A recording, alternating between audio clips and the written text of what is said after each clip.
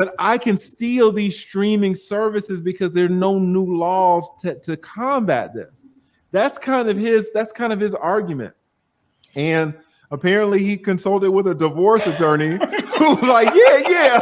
That sounds good. That sounds good, right? That sounds good. You know what, Lead? I would stick with you. I would stick with exactly what you just said, but I would add to it if I was one of Ami's legal team, a part of it.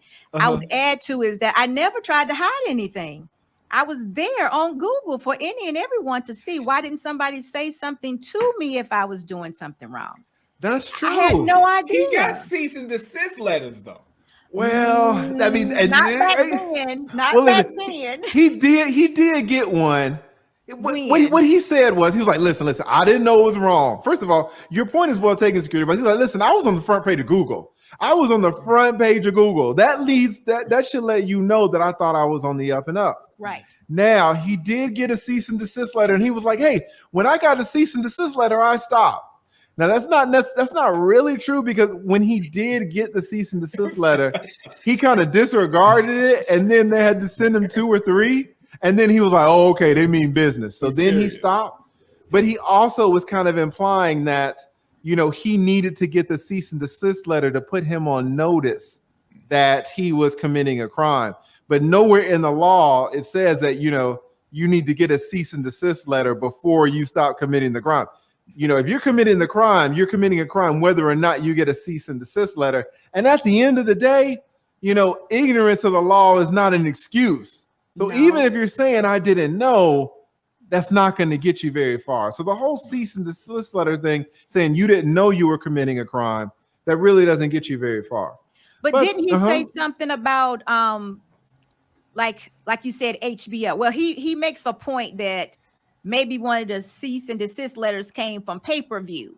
So he makes always a statement saying, I never did pay-per-view. I never made pay-per-view available. Or like if one came from HBO, he would say, I don't know if he said this, but he might say, okay, well, I stopped doing HBO. Or like if a different company would give him a letter saying you need to cease and desist this, then he would stop. But no one actually came and said, what everything you're doing with this streaming is illegal. You need to stop. Is he saying he received that, or was there an actual letter that said that and he ignored it? Well, here's the thing too. And security boss, you're making such great points, because I'm fighting for him. I'm fighting for him. You are. Here's the thing. Legal team. I'm trying to be a part of the legal team. There you go, right? 2 years.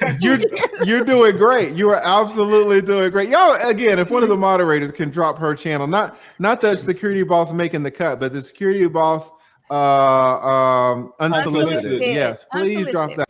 Unsolicited. That's my new channel. That's right. Unsolicited is the place where you go find the things that you didn't ask for, but Security Boss will have the answer. This is to all my subscribers. Thank you so much for subscribing to my channel, The Making the Cut. But I got something for you over on Unsolicited. That's going to be the channel where you find, let me just say this. Over on Uncut, I'm always politically correct. On Unsolicited, you get more of Security Boss. You'll see the fast cars, the conversations, the interviews, and who knows what else. I want you to tune in there also. So go over there and subscribe. It's there now. It's Security Boss Unsolicited.